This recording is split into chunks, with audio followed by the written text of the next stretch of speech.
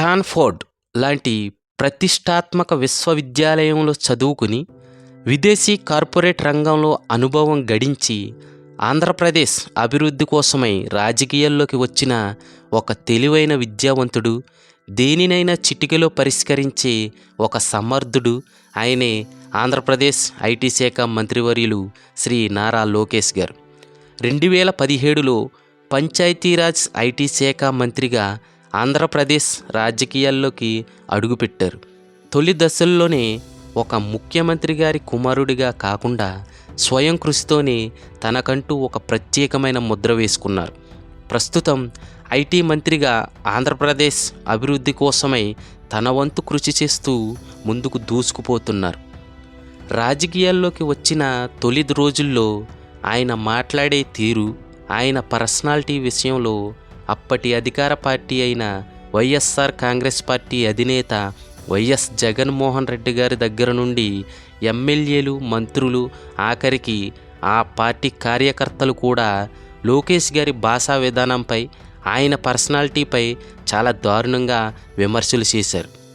ముఖ్యంగా ఆ పార్టీకి చెందిన కొడాలి నాని, ఆర్కే రోజా, పేర్ని నాని వంటి వారు నారా లోకేష్ గారిపై తీవ్ర విమర్శలు చేశారు. అటువంటి విమర్శలను చూసి విని భయపడకుండా, ఎక్కడా కూడా వెనకడుగు వేయకుండా ఎంతో సహనంగా ఉండి ఓపిక పట్టి ఆఖరికి జనవరి 27, 2023లో చిత్తూరు జిల్లా కుప్పం నుండి యువగళం పేరుతో పాదయాత్రను మొదలుపెట్టారు. యువగళం పాదయాత్రలో ఆయనతో కలిసి నడిచిన యువతను, ఆయన మాట్లాడే తీరును, ఆయన శరీరంపై వచ్చిన మార్పును చూసి యావత్తు ఆంధ్ర రాష్ట్రం ఉలిక్కిపడింది. ముఖ్యంగా వైఎస్ఆర్ కాంగ్రెస్ పార్టీ అధినేతకు, ఆ పార్టీ నేతలకు, ఎమ్మెల్యేలకు, మంత్రులకు, ఆయనను అవమానించిన నోర్లకు చెమటలు పట్టడం మొదలయ్యాయి. యువగళం పాదయాత్రలో ఆ జనసందోహంతో ఆయన నడిచి వస్తుంటే అప్పటి వరకు ఆయన మీద మురిగిన కుక్కలు నోర్లు మూసుకోవాల్సి వచ్చింది. ఈ ఉత్సాహంతోనే ఆయన 2019లో ఏ మంగళగిరి నుంచి పోటీ చేసి ఓడిపోయారో మళ్ళీ అదే మంగళగిరి నుండి 2024లో పోటీ చేసి 91,413 ఓట్ల మెజారిటీతో రాజకీయ చరిత్రలోనే ఒక ప్రభంజనం సృష్టించారు.